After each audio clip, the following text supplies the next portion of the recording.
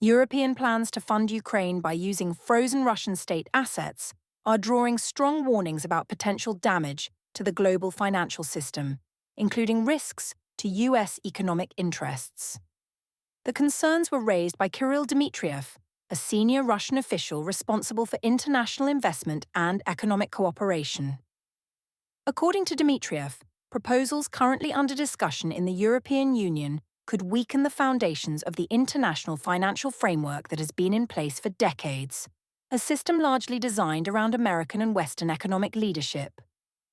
At the center of the debate is a controversial idea often described as a reparation loan, which would allow Ukraine to receive financial support backed by Russian sovereign assets that were frozen following the escalation of the Ukraine conflict. European leaders are seeking new ways to cover Ukraine's growing budget shortfall as the conflict continues. One proposal involves issuing loans to Kiev that would be secured using Russian state funds currently immobilized in Western financial institutions. These assets, worth hundreds of billions of euros globally, belong to the Russian central bank and other state entities. A significant portion is held in Europe, particularly within Belgium-based financial infrastructure. Supporters of the plan argue that the funds should be used to offset the costs of the war and support Ukraine's economy. However, critics warn that such a move would represent an unprecedented action against a sovereign nation's reserves. Dmitriev has described the proposal as a serious miscalculation by European policymakers. He argues that asserting ownership over another country's sovereign reserves would undermine the principle that national assets held abroad are protected from political seizure. According to his warning, once this principle is broken, confidence in global reserve systems could decline sharply. Countries may begin questioning whether their own reserves are truly safe when held in foreign jurisdictions. He further stated that such uncertainty could raise borrowing costs, disrupt global markets, and reduce trust in institutions that form the backbone of international finance. Russian officials maintain that any attempt to permanently redirect or seize the assets would violate international law. Dmitriev has said that Russia intends to pursue legal action to recover the funds and believes the country would prevail in court. In his view, if legal rulings favor Russia, the financial burden would ultimately fall on European guarantors who backed the loans to Ukraine. This could expose EU institutions and financial intermediaries to significant losses. He also warned that clearinghouses and custodial institutions involved in holding the assets could face serious legal and financial exposure. One of the key institutions involved is Euroclear, a Belgium-based financial services company that holds a large share of the frozen Russian assets.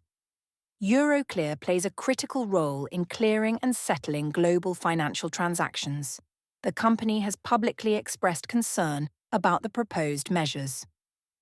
Along with the Belgian government, Euroclear has warned that using the assets as loan collateral could expose it to massive legal claims and financial instability. As of late 2024, Euroclear was safeguarding more than 40 trillion euros in assets belonging to clients worldwide. These include stocks, bonds, and foreign currency reserves held on behalf of governments, central banks, and private institutions. Euroclear has emphasized that it operates under Belgian law and relies on strong legal protections and risk management practices. Any action that challenges these protections could affect its ability to function normally. Euroclear is not just a European institution, it is a pillar of the global financial system. More than 100 central banks use its services to store and manage their foreign reserves. If confidence in Euroclear were shaken, the effects could extend far beyond Europe. Central banks might reconsider where they hold their reserves, potentially leading to fragmentation in the global financial system. Such a shift could reduce efficiency, increase costs, and weaken cooperation between financial markets. Euroclear is part of a wider network of European financial depositories. Alongside it are Clearstream, based in Luxembourg, and Euronext, headquartered in Paris but registered in Amsterdam. Together, these institutions dominate Europe's securities settlement and clearing market. Any legal or reputational damage to one could affect confidence in the entire system. Financial experts have warned that destabilizing these institutions could have long-term consequences for Europe's role as a trusted financial hub. Warnings about the risks of using frozen Russian assets have not come only from Moscow. Senior European financial officials have also expressed caution. European Central Bank President Christine Lagarde has previously stated that actions affecting sovereign reserves could damage the credibility of the EU's financial system. She emphasized that trust is essential for maintaining the euro's international role. Other financial leaders have echoed these concerns, noting that short-term political gains could result in lasting damage to Europe's financial reputation. In a further escalation, Russia's central bank has initiated legal proceedings against Euroclear in a Moscow arbitration court. The lawsuit seeks compensation for losses allegedly caused by the immobilization of Russian funds. The case adds another layer of complexity to the situation, as it could lead to competing legal judgments across different jurisdictions. The outcome of such cases may influence how future disputes involving sovereign assets are handled worldwide. The debate over frozen Russian assets highlights a broader issue facing the international financial system: the balance between political decisions and financial neutrality. For decades, the global reserve system has functioned on the assumption that sovereign assets are protected, regardless of political tensions.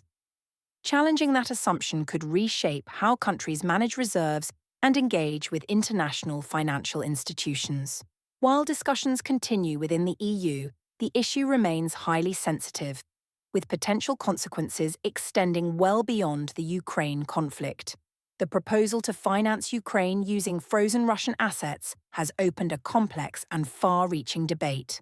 Russian officials warn it could weaken the global financial system and expose European institutions to legal and economic risks. European financial leaders and key institutions have also expressed concern about the long-term impact on credibility and trust. As legal challenges unfold and political negotiations continue, the situation underscores how financial decisions made during geopolitical crises can carry lasting global implications.